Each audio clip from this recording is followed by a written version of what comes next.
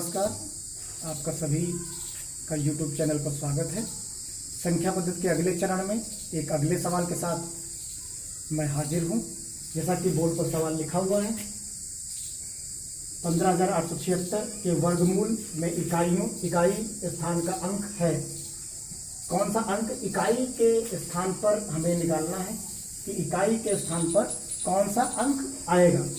अब यहाँ पर हमें ऑप्शन दिए गए हैं, 8 आएगा, 6 आएगा, 4 आएगा या 2 आएगा। इसमें से हमें देखना है। और हमारे पास जो संख्या दी गई है वो 15,876 है। अब या तो इसका हम वर्गमूल भाग विधि से निकालें या गुणनखंड विधि से निकालें, तब हमें पता चलेगा। लेकिन हमें यहाँ ट्रिक को ध्यान में रखना है। तो हम यहाँ पर देख रहे हैं कि 15,876 ये संख्या है। इसमें हम शुरुआत के 2 अंक ले लेते हैं। इधर आखिरी के जो 2 अंक हैं उनको हम ले लेते हैं और उसमें देखते हैं कि सबसे आखिरी में क्या आ रहा है, 6 आ रहा है। यानी हमें वो संख्याएं निकालनी है जिसमें 6 आता हो उनके वर्ग में। तो हम जानते हैं कि 1 का जो वर्ग मिलेगा वो 1 मिलेगा, 2 का वर्ग जो हमें मिलेगा वो 4 मिलेगा, ऐसे 3 का 9 मिलेगा और 4 का 6 मिलेगा, 5 का जो है हमारे पास 25 आएगा, 6 का हमारे पास 36 आएगा, 7 का 49 आएगा, 8 का 64 आएगा और 9 का 81 आएगा। अब हम देखते हैं इसमें कि ऐसी 2 ही संख्याएं हैं जिनके में आखिरी में हमें 6 मिलता है। एक संख्या है 4 और एक है 6। बाकी किसी में हमें 6 नहीं मिलता है। तो यहाँ पर जो हमारा मेथड है जो हम सीख रहे हैं यहाँ पर, वो मेथड में हम जानते हैं कि किसी का भी अगर वर्ग निकालें तो उसमें जो इकाई के स्थान पर आ रहा है उसमें कहीं पर भी हमें 2 नहीं दिख रहा है। देखिए 2 नहीं दिख रहा है, कहीं हमें 3 नहीं दिख रहा है, 4 दिखेगा, 5 दिखेगा, 6 दिखेगा, 7 नहीं कहीं दिखता है, कहीं हमें 8 नहीं दिखता है। यानी 1 से लेकर 9 तक के अंकों में ये 4 अंक ऐसे अंक हैं जो हमें नहीं दिखते कहीं पर भी। ये किसी भी संख्या के वर्ग में नहीं आते हैं। तो यानी हमारे जो ऑप्शन अगर हम देखें तो एक 8 गलत हो गया, यानी ये नहीं हो सकता, एक ये नहीं हो सकता। यानी ये 2 ऑप्शन तो हो ही नहीं सकते इस सवाल के लिए। केवल एक बी और सी बचता है। तो हम जानते हैं या तो हमारे पास 4 हो सकता है और या तो 6 का हो सकता है। अब यहां से ये अगले 3 अंक बचते हैं, इनके लिए मेथड यहां से तो हमने ये फाइंड आउट कर लिया कि या तो 4 आएगा या तो 6 आएगा उनके इकाई के स्थान पर। अब लेकिन इसके पहले के भी तो अंक होंगे कोई, वो भी निश्चित करना पड़ेगा हमें। तो उसके लिए हम इधर की कोई जितनी संख्याएं बच गई होंगी उनका हम वर्गमूल देख लेते हैं। तो हम जानते हैं कि 158 है। ये जो 158 है, 158 के करीब या तो 13 हो सकता है और या तो 12 हो सकता है, या तो 12 हो सकता है। तो 12 का जो हमारा होता है वो 144 होता है और 13 का जो होता है वो 169 होता है। तो ये ज्यादा है, यानी इस अंक से ये अंक ज्यादा है, तो इसलिए इसको छोड़ देंगे। हमें वही संख्या कंसीडर करनी है जो कम हो, इस वाली संख्या से कम होनी चाहिए। तो यानी हमारे पास क्या मिला, 12, यानी अंक जो मिला वो हमें 12 मिला। तो यहाँ पर 124 हो गया या 126। अब हमें 2 उत्तर मिल गए, एक 126 मिला और एक 124 मिला।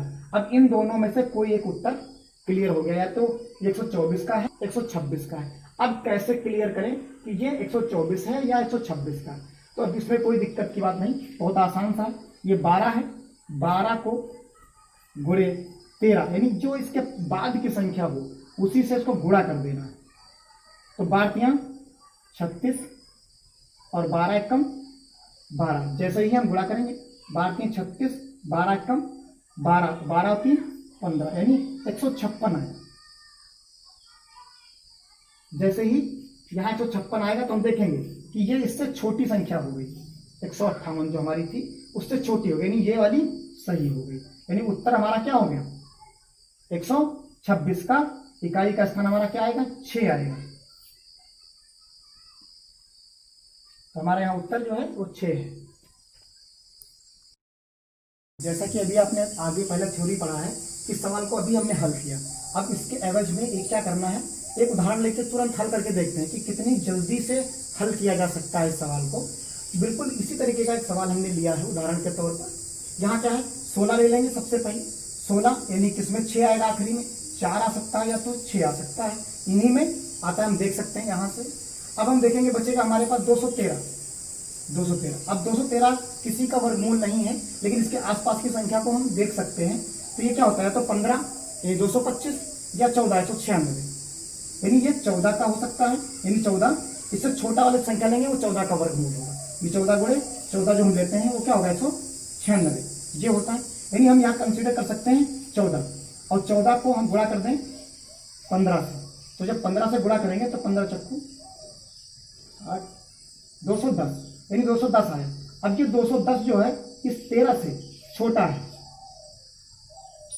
यानी हमारा जो 14 है वो संख्या एकदम सही हो गई। तो यहाँ पर क्या आएगा 14, यानी उत्तर हमारा क्या हो गया 146, यानी हम इकाई के अंक पे क्या लगा सकते हैं 6। ये है सवाल।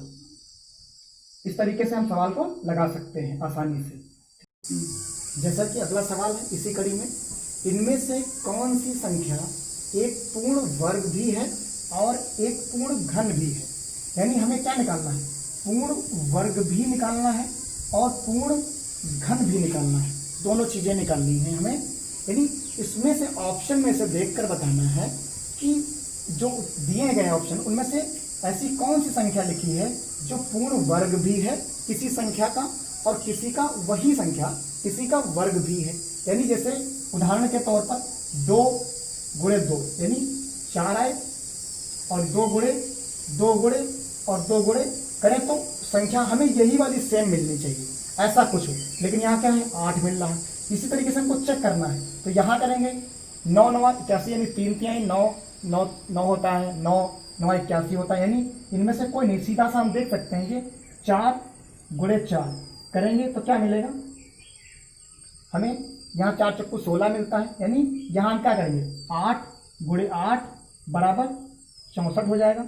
इसी तरीके से 4 गुणे 4 और गुणे 4 3 बार अगर लिख देते हैं तो 64 हो जाता है।